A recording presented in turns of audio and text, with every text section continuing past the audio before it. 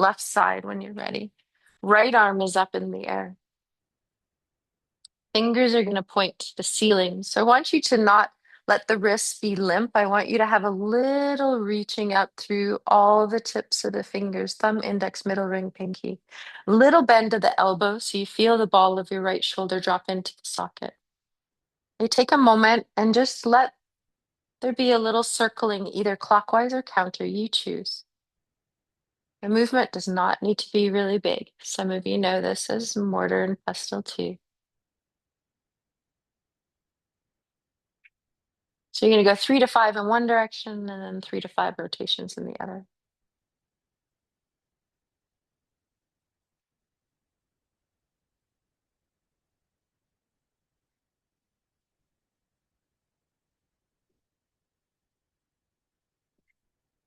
And you might need to watch this next flow. It is really hard to describe if you've never seen it before. So you might even just sit up and watch. And some of you know it. So you can put your arm down, fingers on the floor.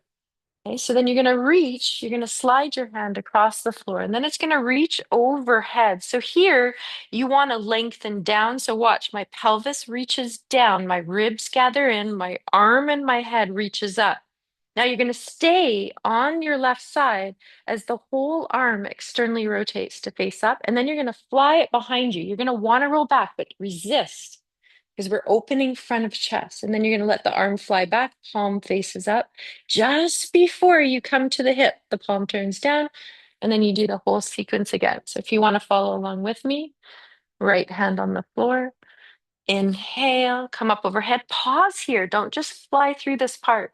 Reach up, skull hand down through the pelvis. Gather your core. So find that S breath, SH breath. Then the arm externally rotates. So the whole arm palm is facing up. You keep rolling forward as your arm flies behind you. Palm stays facing up the whole time. When the arm comes down towards the pelvis before it meets it, it's going to turn palm down. It's going to come forward. And then you're going to do it again. Up overhead. Pause when you come into this position when you're all in one straight line.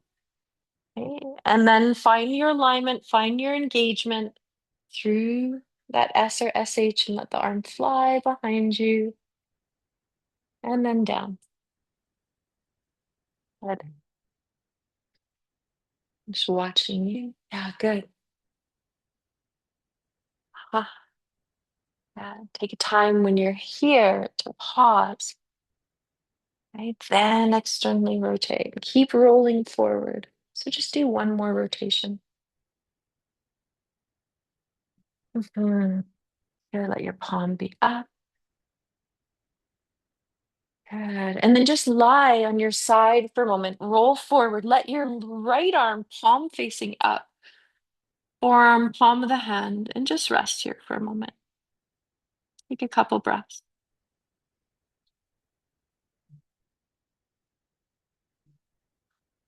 For some of you know I like to create little flow sequences. So this is one of the flow sequences. We haven't done this one in a bit. Some of you know it. It's a reminder, and some of you it's new. Okay, and then you're going to roll onto your back, and then you're going to roll over to the other side. Find your bowl. Oh no. I was looking at the time. I was like, I knew I was going to be over today, and I so apologize. And I'm always Kevin. I know Kevin's saying to me, "You're always over, Michelle." But especially in this class, I feel like it's like an hour and a half. It's a 90-minute class in my head. But anyway, if you do need to leave early, let me know. I'll tell you when it's 10:15. Okay, so palm of the hand on the floor. You're rolling through the palm of the hand, forearm, palm down. Yeah, good. So you can use squash ball, you can use the pink ball. Yeah, spiky ball. Did you want a pink ball at all? You've got the spiky one? Okay, perfect. Hey, once you've done the forearm muscles, you can sit up onto your forearm and turn the whole palm up. Don't rush there into extension. You're working the extension muscles. So some of us, if we feel, so the palm down. Those are our flexors. So those are the grasping. Anytime we're grasping, the extensors are when we're moving our hand back, okay, in this extension place. So some of us even sit in this place and have a little bit more of the constriction. You might feel it closer to the wrist or closer to the elbow. Yeah. Hmm. Yeah. Yeah. And sometimes you just need to sit up and massage so you can be like this as well. And the watch sometimes is tricky. Hey, and if you want to be on your back for upper arm, remember, and I'm gonna do it on this side because I hadn't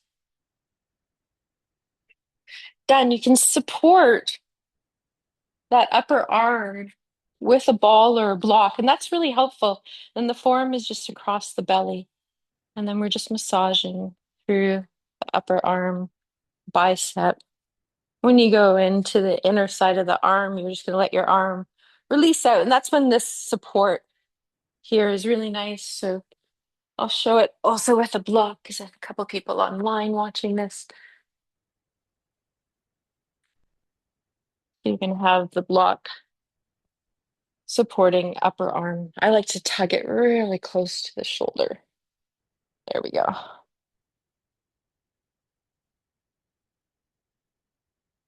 And then don't forget about your chest and your breath out the mouth. This is our release part of the class. So I always know release is a learned response. As we hold and we hold and we hold, we have to learn how to unwind, unravel, release. Our patterns may bring us in a certain position of holding. And then when we start to recognize it, we can start to notice what our patterns are and create that shift. Okay, so when you're done, the whole arm, remember you're lying on right side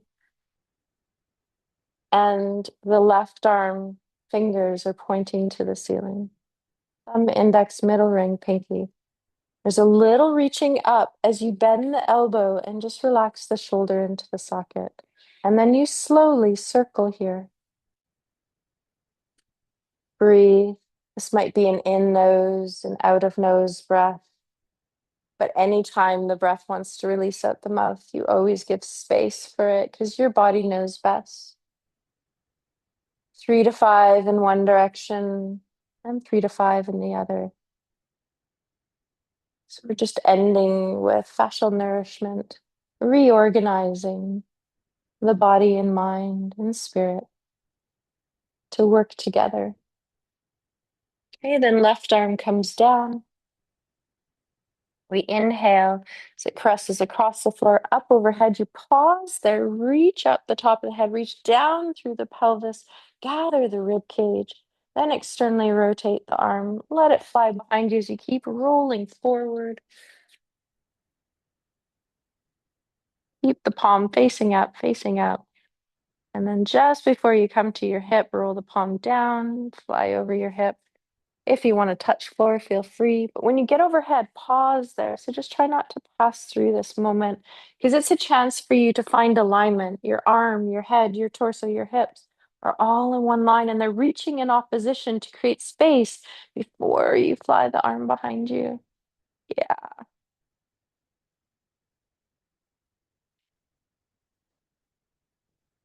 Hmm. Palm faces up the whole time. Imagine you have a really sacred jewel or a little puppy or a kitten in your hand and you're just holding it very softly. Yeah.